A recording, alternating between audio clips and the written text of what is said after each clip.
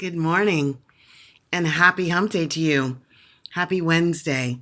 Running a little behind schedule this morning. I had some uh, um, difficult news last evening, and I was catching up on it this morning, and so I chose to make that more important.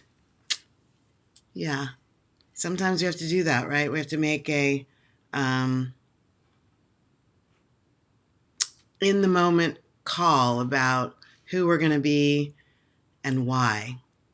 And that's part of living happy to be me. And so rather than rush around and uh, do this without any humanity, I chose to give myself a little time to experience and deal with kind of what was coming up and then what's going on. So happy hump day.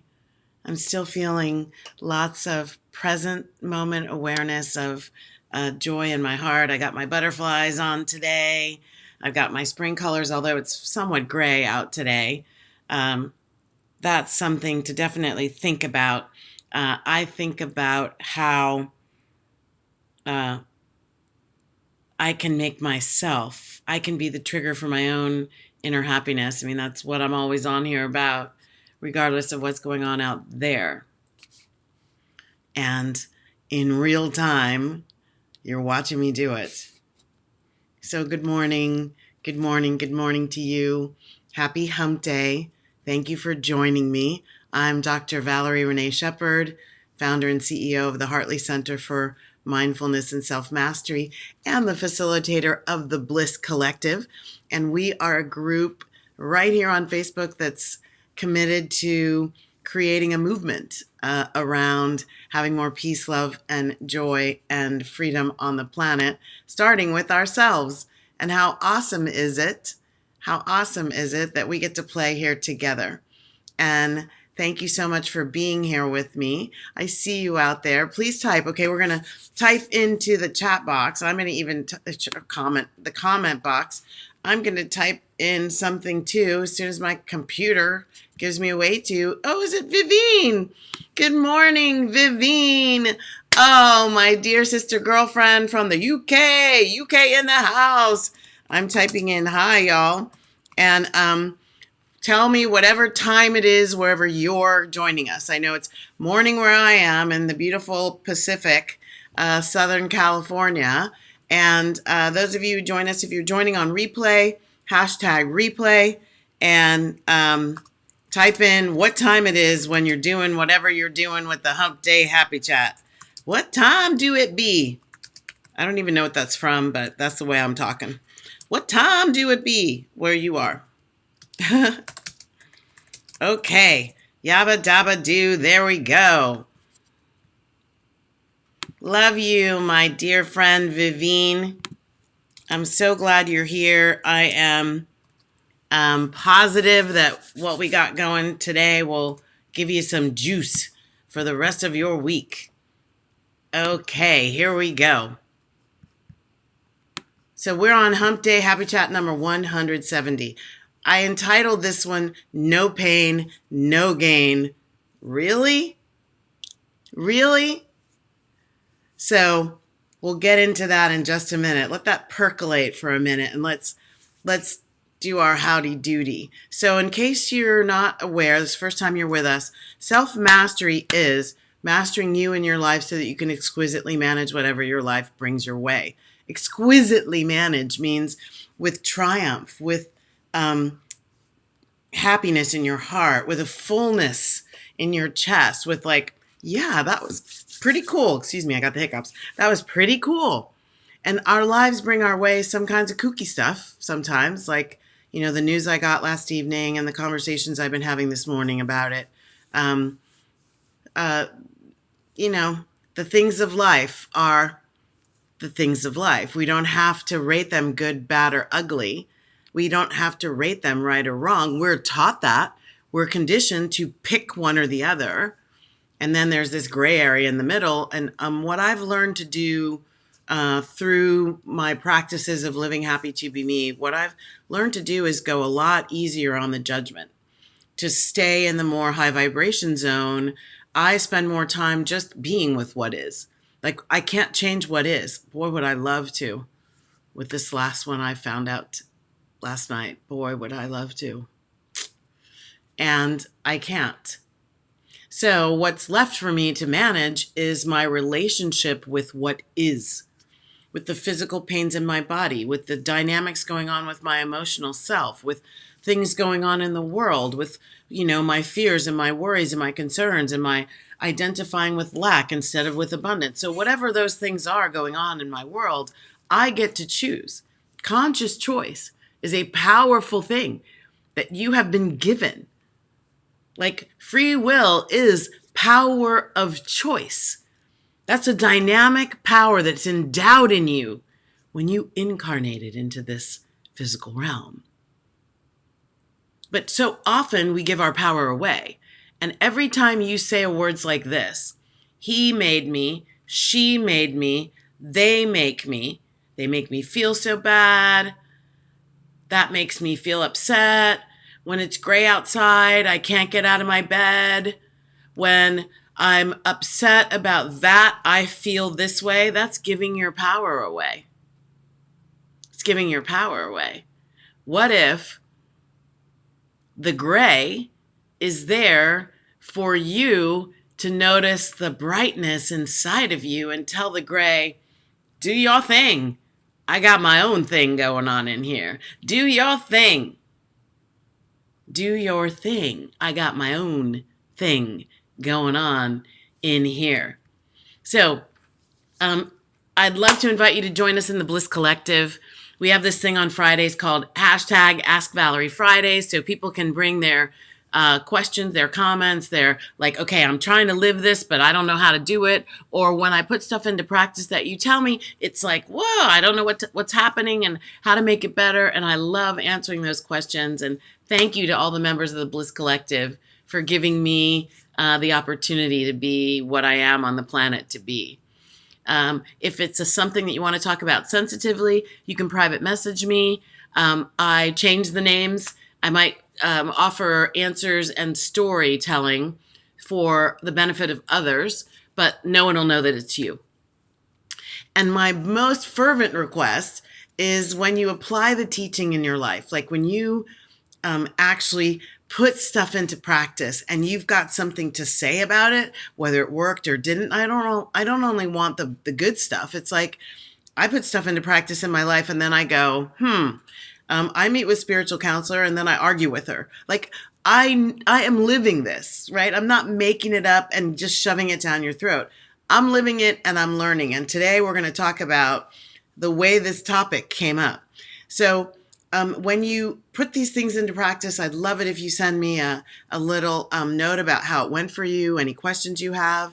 We've been publishing some of the notes that people have left about their actual practice of the practice, and it's been very cool. It's been very cool to see what's unfolding in them, how their life is changing, and how they're actively, in real time, moving to a higher vibration of love, peace, joy, and freedom. Hallelujah. Amen to that. And I see a couple extra people out there. Thank you for joining me. Woohoo. Type in the chat. Type in the comments. So the other thing I want to make you aware of, today is Wednesday, Hump Day Happy Chat. And on Sunday, the 24th, we start the April edition. I'm starting to do these monthly now because we're getting such good feedback.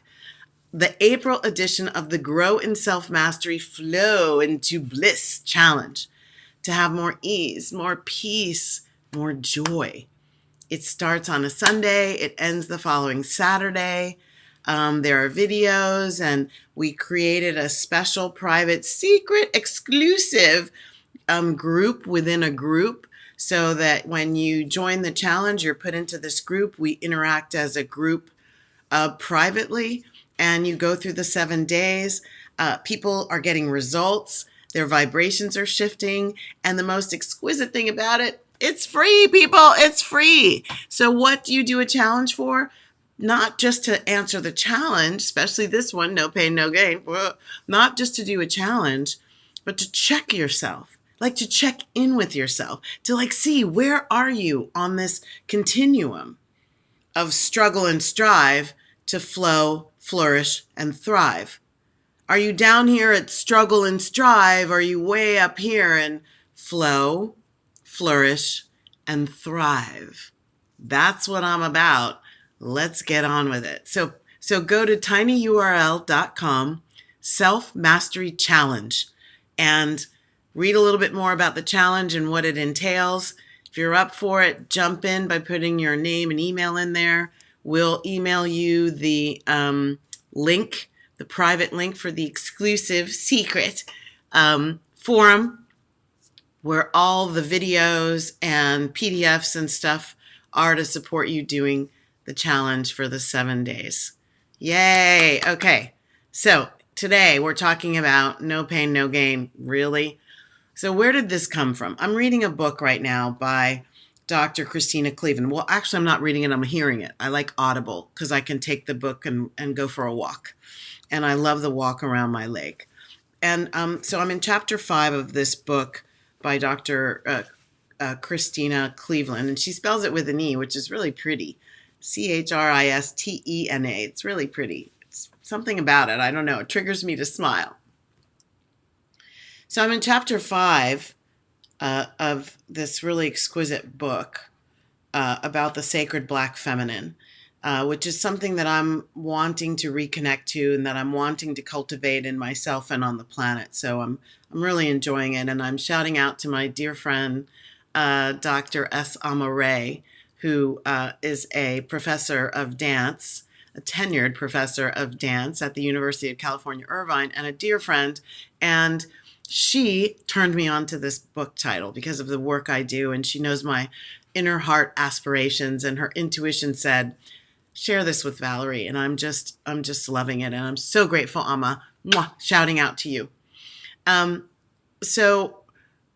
This chapter, when I started hearing it, I was like reconnecting to something that I grew up with as an athlete.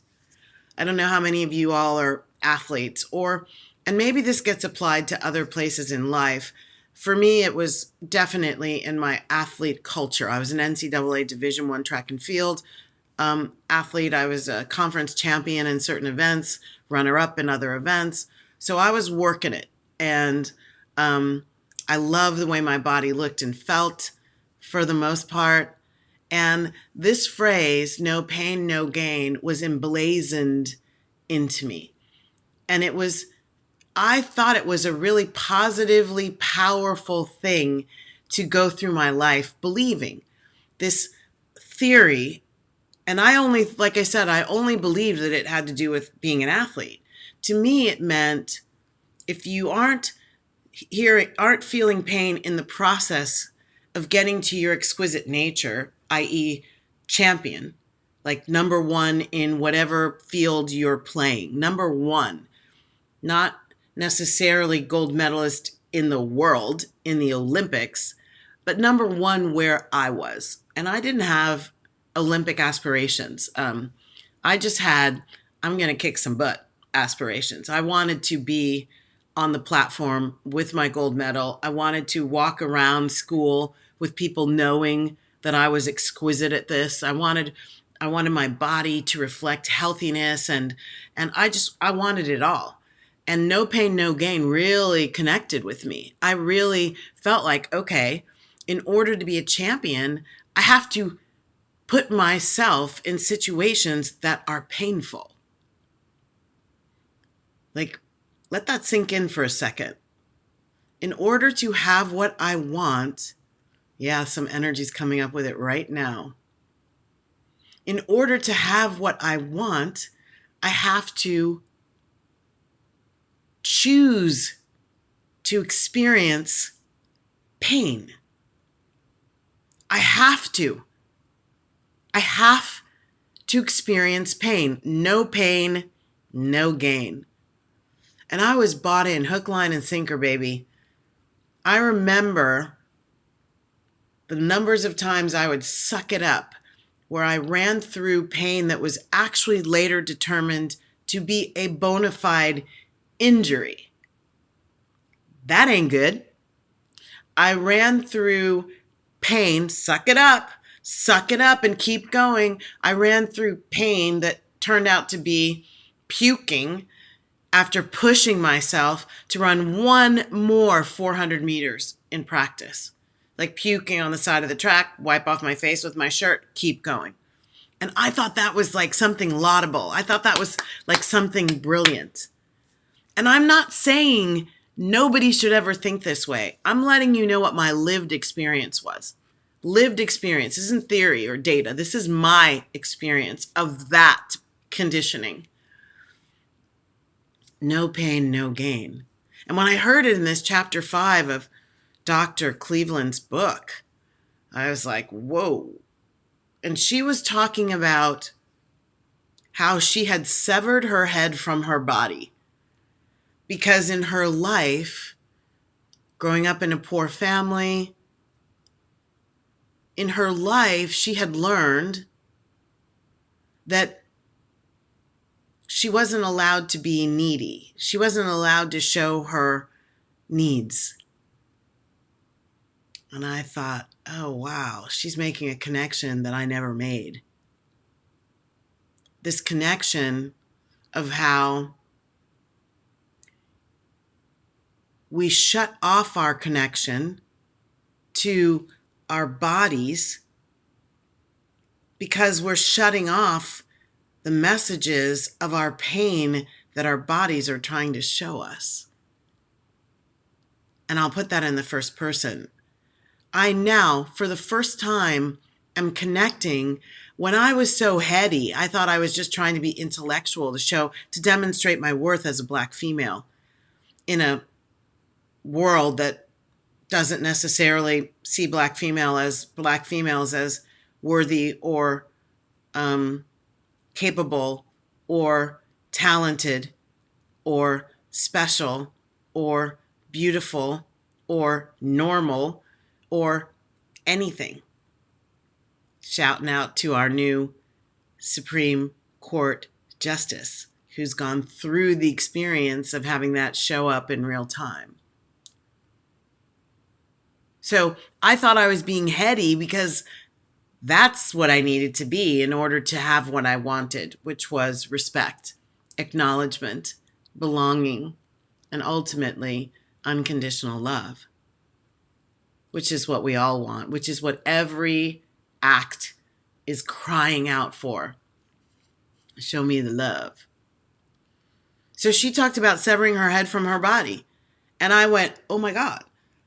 There was a time not too long ago, I'm going to call it 15 years ago, when I was working with a Korean master teacher at a Dawn yoga studio. Dawn spelled D-A-H-N. It's a Korean form of yoga. And I was having a private session with him, and he said, your energy stops at your throat. You have no energy in your body. And in the Dawn yoga practice, it's cool head, warm body. So he's like, all of your hot energy is up here. We need to push you into your body. And that was the first time 15 years ago where I really had a learned intermediary say to me, Valerie, you got to get out of your head with me actually understanding what he was saying. So when Dr. Cleveland talked about she had severed her body from her head. And I know that I teach drop your energy into your heart. It was like revelationary for me to understand this concept of no pain, no gain was part of the catalyst for that. Now, where does this come from? Like needing, the neediness that could be in our bodies. Your body's injured. It needs rest. It needs healing. So what about neediness that we can't accept? Well, in the cultures that I grew up in, neediness shows weakness. Weakness shows unworthiness. Unworthiness is definitely unlovable. You are not lovable if you are deemed unworthy by whoever's deeming you. And interestingly enough, the only person who should be deeming me anything is me. But what we learn in our conditioning is that everybody else matters more. What he thinks or she thinks or they think. And it's still going on. And there's a lot of energy and effort in conditioned patterns of making you care about what he, she, or they think as paramount to what you think. Your sovereignty is being taken away. And in fact, as a child, it's been taken away. As an adult, we keep giving it away. As an adult, now you have the master and commander status, the mistress and commander status. You have the ability to determine what's going on, what games you're going to play, who's going to be the referee, what's the foul line. I love sports analogies, so bear with me. I like ballet ones too. Where's the out of bounds in this practice? And it's coming up a lot, person to person, human on human. There's a lot going on in this dynamic of, is this in bounds? Am I going to tolerate this? Am I going to tolerate this in my life? Am I going to choose this as the way I'm going to experience and express within my life? So the masculine energy, which some may say, and I agree, is running amok on this planet, toxic, overshadowed masculinity, meaning masculinity that's not balanced by the divine feminine. We each have both in us for a reason. There can be toxic femininity, although I rarely have seen that in my lifetime, and toxic masculinity, the poles. Whereas for us to get in a dance of vibration, of give and take, of masculine and feminine being there to help shepherd us through all the experiences of our lives, there's a masculine energy of push, of demand, of making it happen, of barreling over people, also known as bullying people into my point of view, bullying people into doing it my way, bullying to get what I want. Knocking through walls because I say, gotta happen. Interesting. No pain, no gain. Interesting how it shows up. Interesting how it may trigger us, depending on our conditioning, to completely ignore what I really need because I'm doing this thing, because someone told me that's how I would get whatever advantage it is. So there's one problem. The second problem with this strategy called no pain, no gain is that it's proven underneath physical pain, physical manifestations of untreated pain, physical manifestations of ignored emotional pain is what's showing up. That the body is showing us our emotions. The body has something to say about what we've buried. The body is trying to get our attention to show us what we need, to show us where the gain really is. Isn't that interesting? What if we were to say, wow, the pain I'm feeling is showing me an opportunity for gain in my life when I look at the pain, when I heal the pain, when I make peace with the pain, when I forgive the pain and rise to a higher occasion. When I rise in my consciousness, change my vibration, transmute, transcend the pain, not ignore it, not tell it get out, but say, open up to me, please. I want to know more. I want to hear. I want to feel. I want to know the magnificence that I am, that you have come to teach me, that you have come to awaken in me, that you have come to dance with me. about. Our needs for love, for nurturing, for partnership, for belonging. And yes, for real tangible, practical things like medical, mental health, and emotional care.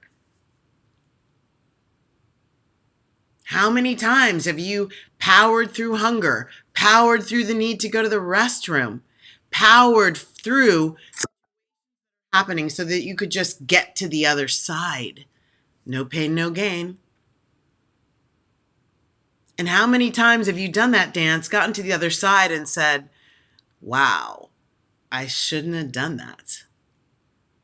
Wow, I can feel what it's doing to my emotional self.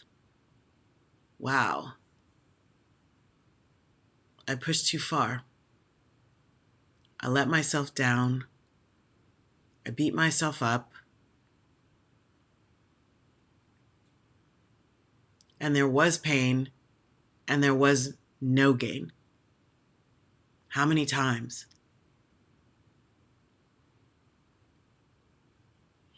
We cannot live as pieces and parts. You cannot live your highest vibration, highest potential, fullest, magnificent, bliss-filled life as a head disembodied from the rest of you.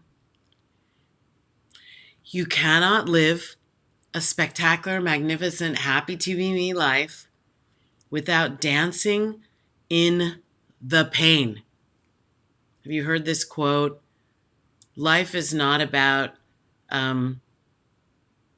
preventing, this is not the exact quote, but I love the meanings underneath it. Life is not about preventing the storm. It's about learning how to dance in the rain. Or life is, it's backwards, but you get the message. It's not about happy living doesn't mean there are no storms. It means that you have developed the wherewithal to integrate the storm into a valuable, dynamic, magnificent life as a sovereign being, directing that life, being the causal nature in that life. No pain, no gain is ridiculous. Now, it may be true that when we gain things, we've gone through efforting to get them. But does the efforting have to be painful? I'm really questioning how much pain I'm willing to accept now as a sovereign being. When things get painful, I start to disconnect. I start to ask myself and my angels, show me a brighter path. Show me a less thorn-filled way. Show me a relationship with less anguish, hurt, meanness, and tyranny. Interesting. Show me. Notice I'm not even saying, I'll find it. I'll find it. No, I'm asking my guides, my guardians, my protectors, my holy divine self. Just show me. Make it easy.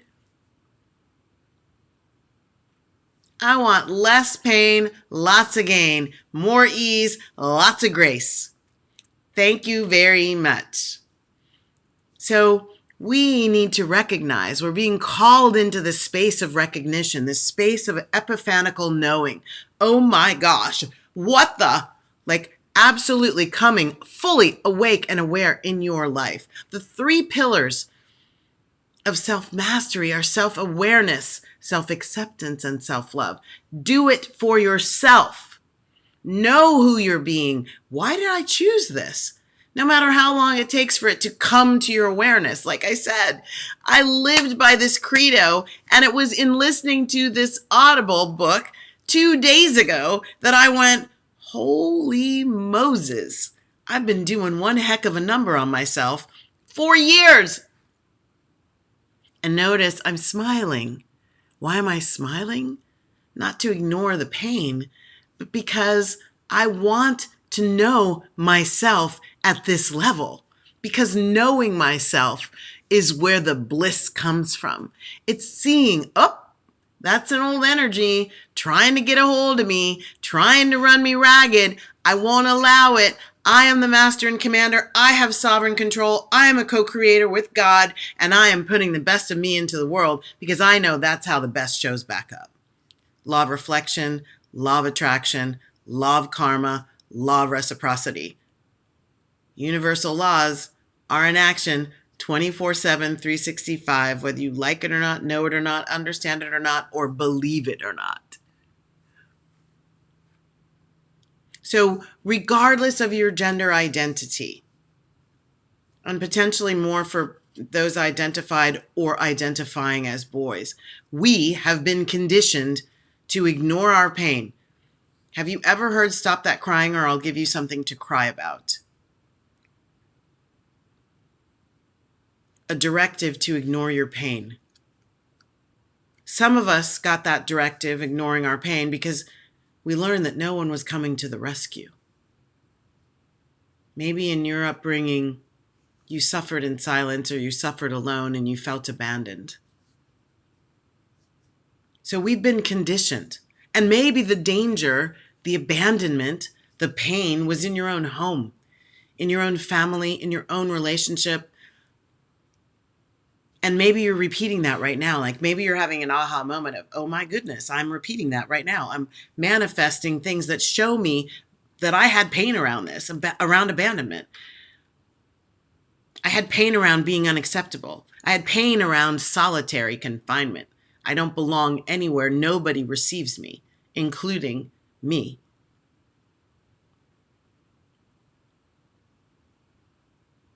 What a great opportunity an awakening like that provides for you to shift the tide, to change the momentum, to love yourself like no one ever has before. As children, we learn from our experiences. We learn from what we experience.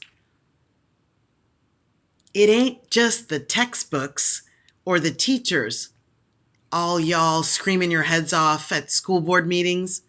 Your children are learning whether it's in a textbook or not. They're learning from experiencing you. What you espouse, what you say under your breath, what you scream back at the TV, they're learning from you. And you as a child have learned all kinds of things and have created all kinds of conditioned patterns of responses. In my book, there are 4 steps. One of them is wake up to the truth of who you are. So waking up means knowing that you are not your pain. Waking up and understanding, where did that pain come from? Oh, and by the way, it's okay to have a need. It's okay to know that you need something to help you deal with the pain. It's necessary, in fact, to recognize your needs. It's necessary to you getting your needs met, that you, above all others, recognize, honor, and deal with them. You.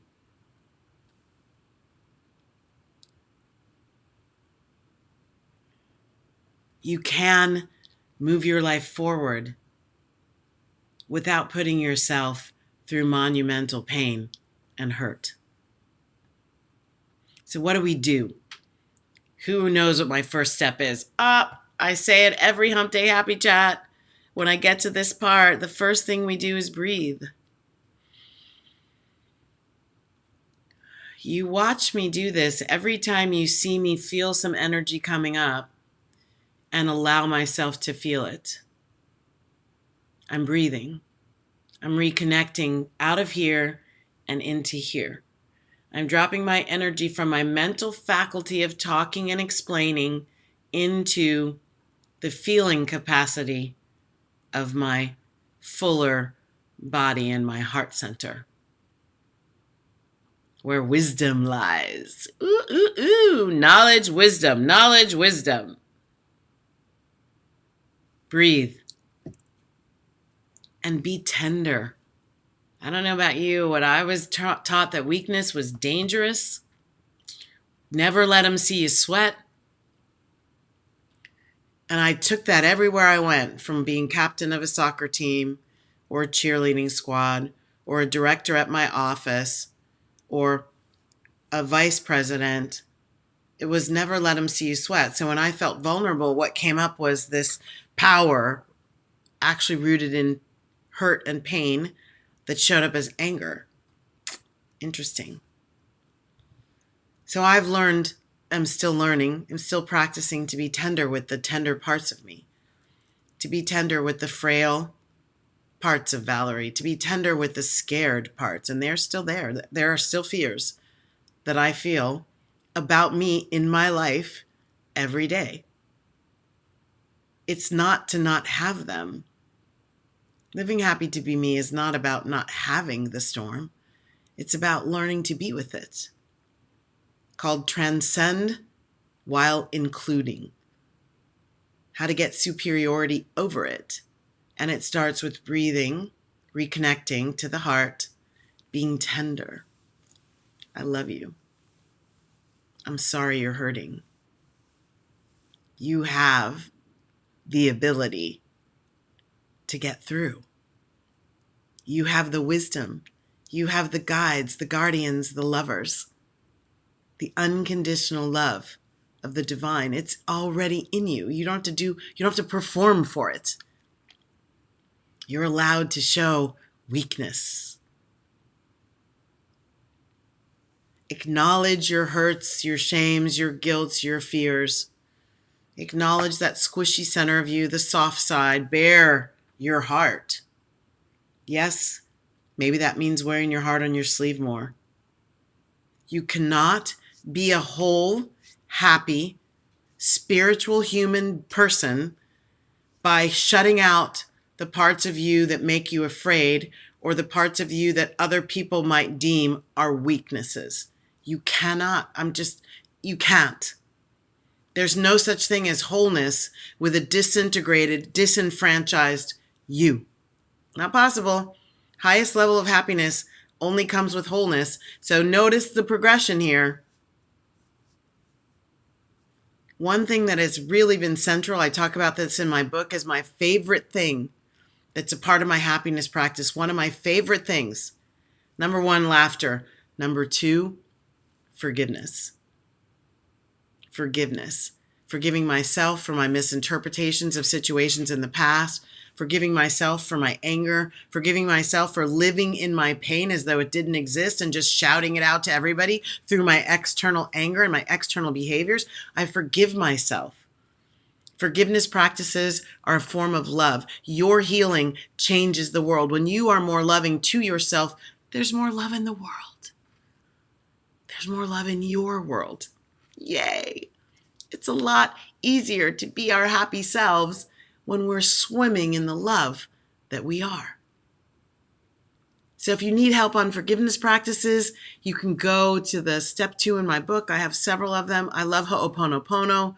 You can also simply just say, I forgive myself. I have this one fun practice that I do at the beach. Somebody told me that every pelican that you see at the beach is a call for forgiveness, self-forgiveness. I didn't know that. I don't even remember where it comes from, but every time I see a pelican, I say, I forgive myself. If there are 10 of them, I do 10 quick. I forgive myself, I forgive myself, I forgive myself.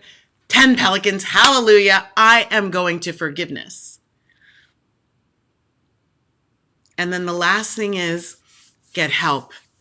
If you need help, mental health, emotional, physical, stop walking around in pain. I'm talking to myself, Valerie Renee Shepard, stop walking around in pain. I've been doing that with my right side, and I need to do some things. And I am committed to doing those things. Thanks to my dear friend, member of the Bliss Collective and a teacher who I just saw in North Carolina, Jeannie White, who sent me a text saying she'd seen an orthopedist about her knee and that he had said she has a torn meniscus. And I'm like, I can hear that voice inside me. And I really believe that was myself coming to me, my higher self, using Jeannie to tell me, get your little tuchus to have your knee examined and stop pretending like you don't feel the pain. So that's the last thing I'll say on this idea. Your pain is there to serve and support you. It's how you engage with it, not deal with it, how you engage with it, that gives you the greatest opportunity for loving, high vibration, magnificent gains in your lives.